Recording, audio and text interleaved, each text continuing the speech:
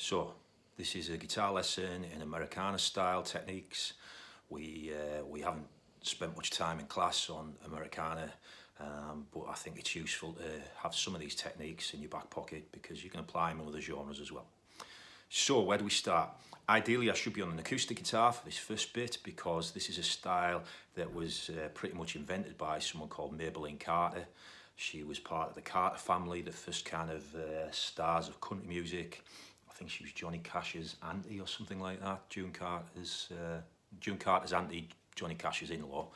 And basically she revolutionised acoustic guitar playing in the 30s, I think 30s and 40s.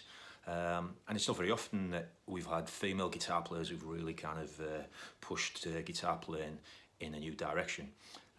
And the thing that she did basically was just normal kind of chord shapes, open chord shapes. I'll demonstrate in the key of C. Just turn the guitar down a little bit so it sounds a bit more like an acoustic. C chord. Probably quite important to play that C chord where you've got your G note as well, because you're going to play off the bass note. Okay. That F shape, okay, where you just move those two up there and make a little mini bar there, and that G shape which frees up this hand to play the 7th and possible hammer-ons there. Okay. And she developed a technique which used a pick. Until then, people had strummed acoustic guitars with the hands or the thumbs, okay, and it was a fairly indiscriminate strum of all the strings. She was the first to apply almost banjo techniques, use a flat pick, and the style basically involves lots of these hammer-ons. I'll move up close, where basically this is, if you lift that off, you get the second note of the C scale. It's called a kind of slip note on piano. It's just a grace note basically, where we go from the second to the third. You can hear it hammer on. Okay. We do a similar thing when we go at the F, but on the G string. Okay. And we can hammer on, then hit the kind of C note on the B string afterwards. We tend to kind of hammer on the D string there and then hit the G string. Okay. And we can do the same on a G chord. Basically you put it all together and you can create nice melodies and you sort of arpeggiating the chords as you go. So I'm not really planning what I'm going to do here, but everything sounds quite nice if you apply these techniques.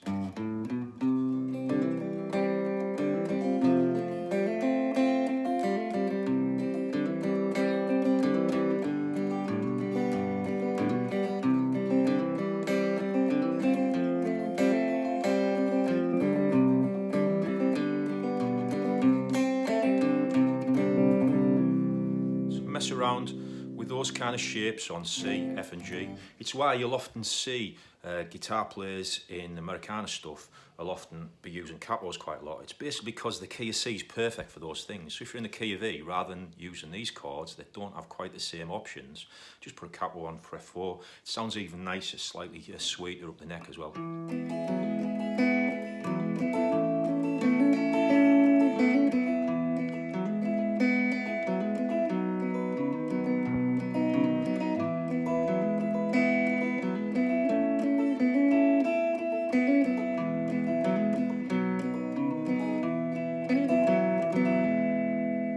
Always in country music end with a little hammer on from the second to the third. And you could even get away with playing it right high up the neck perhaps. What am I in here? A flat.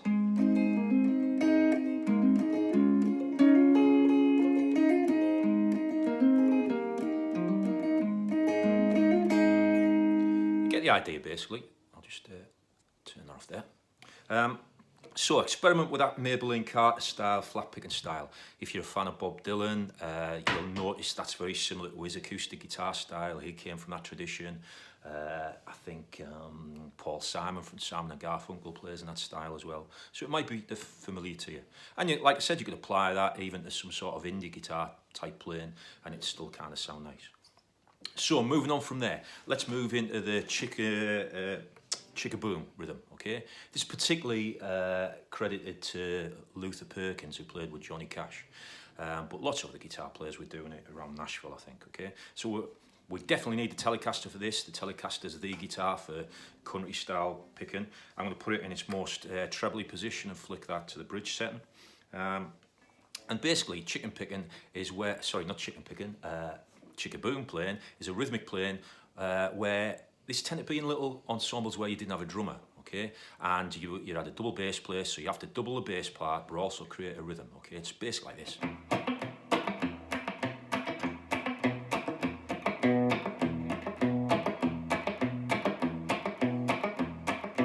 Accidentally played an F, I think, at the beginning of that. And basically, I'm going from your E root note, so your fifth, okay? I'm muting the strings with my palm. It's bass note and a chicka. Boom, chicka, boom, chicka, boom, chicka, boom.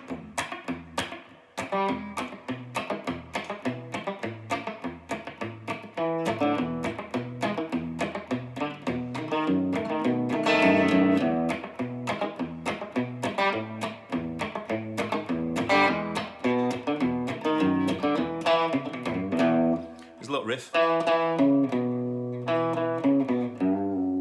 that little bend there, which sounds quite nice. And you'll recognise this off maybe Folsom Prison if you know that Johnny Cash song.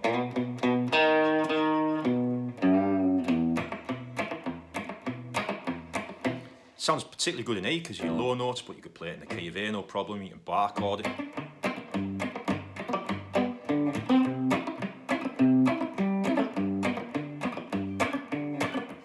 And you'll hear that on lots of kind of country records.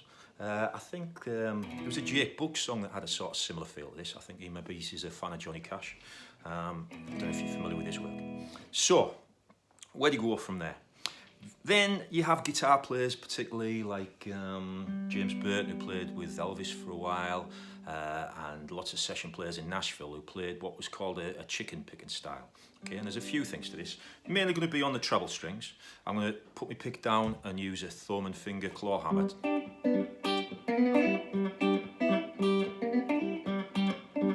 I'm just using that kind of, as you can see, that F-type shape there. I tend to kind of do a mini bar there so I can hammer on the third of the chord. And I'm putting a sixth in. You often get sixths in country music because pedal steel and lap steel guitars are tuned to a sixth. So sometimes on a pedal steel or a lap steel you hear this.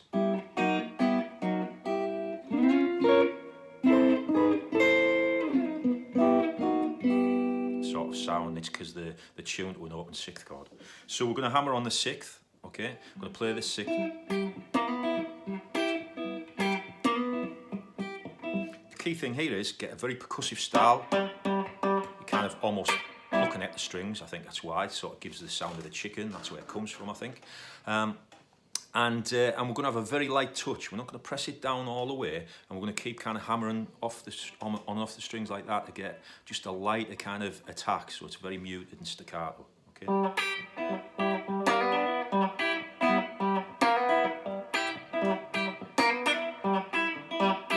Just take a bit of treble off.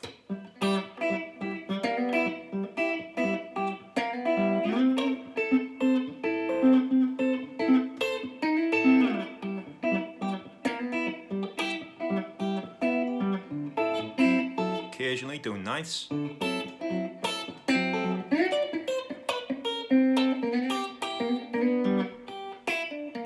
There's that riff again, listen. Okay. And my favourite bit of that towards the end there. And this is using something that's sometimes called the Memphis scale.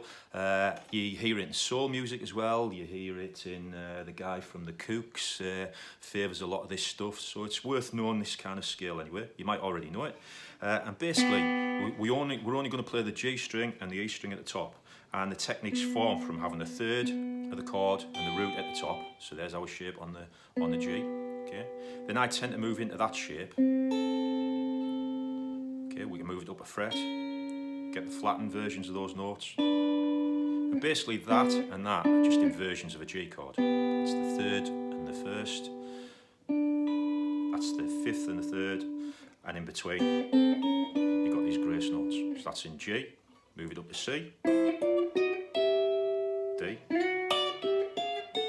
And you can learn that all around the neck. Learn it in F. B flat. A. And they're useful, these, because you can kind of just do sort of discrete like lead parts over the kind of vocal. Let's imagine there's some singing going over these chords.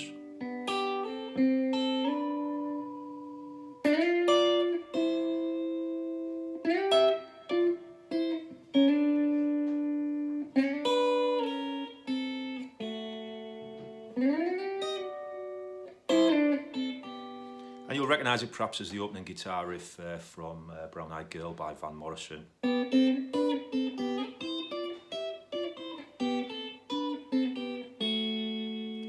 That's kind of part of a D there. It's similar to kind of that note there, just the low version. And if you learn that riff, for instance, in all the keys, learn it in here.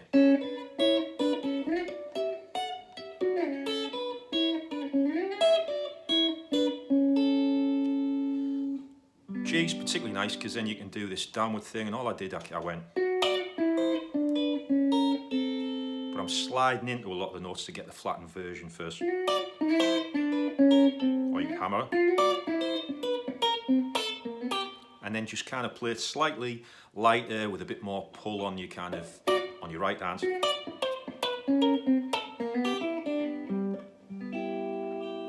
So again, practice that little. As just a general country vamp, quite nice for a kind of up-tempo thing. And practice this skill.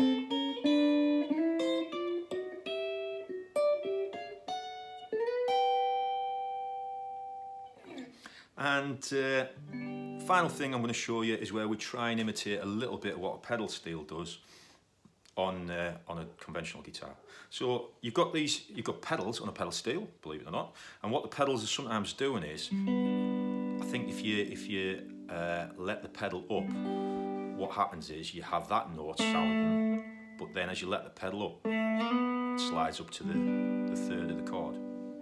So it might actually start like this. And as you put the pedal down or up, it moves that note from your second to your scale to your third. Okay, and we can replicate some of that sound if we use these two fingers on wherever. This is going to be in the C shape. You can see it's sort of the top two notes of a C and a G note.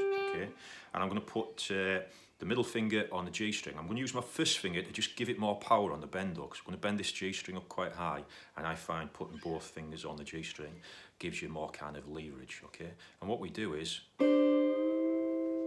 we bend that note, which is your second of the scale, D, until it sounds perfectly like the E. It's got to be a perfect bend this to get the sweetness of it. If it's slightly flat, it'll have a bluesy quality, but it won't have that nice sweetness of country playing.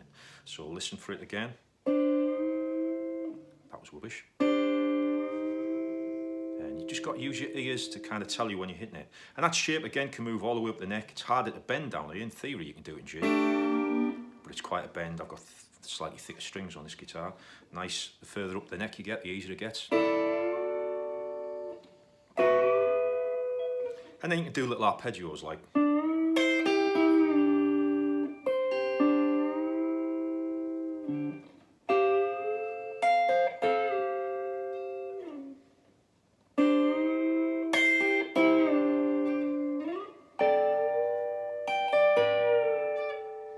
And the key thing sometimes to do is to just kind of preempt the chord changes with that. Imagine you got like a 1, 2, 3, 4, and you're going up to F, 2, 3. So as you hit the one of the F, the one beat of the F chord, you're already in shape. And that sweet bend note is like your beat 1. A 1, 2, 3.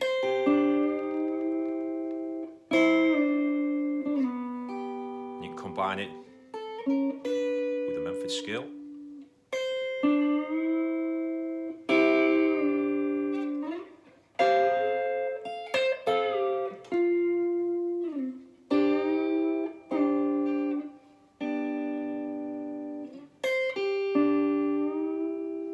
And if you've got real kind of strength in your fingers, you can even sometimes bend up the B string.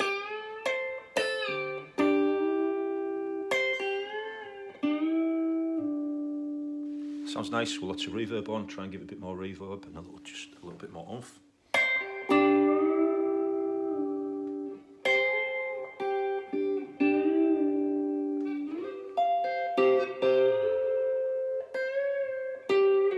Ooh.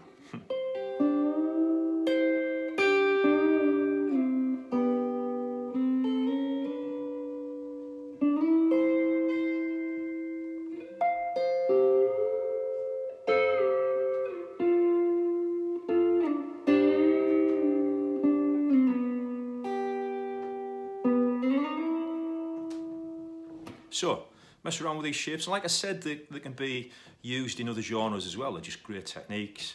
And if nothing else, it'll just kind of push your fingers to do things that maybe is a little bit different how you normally been playing. So I hope you find some useful stuff in that. I'll be uploading another video as soon as I get a chance.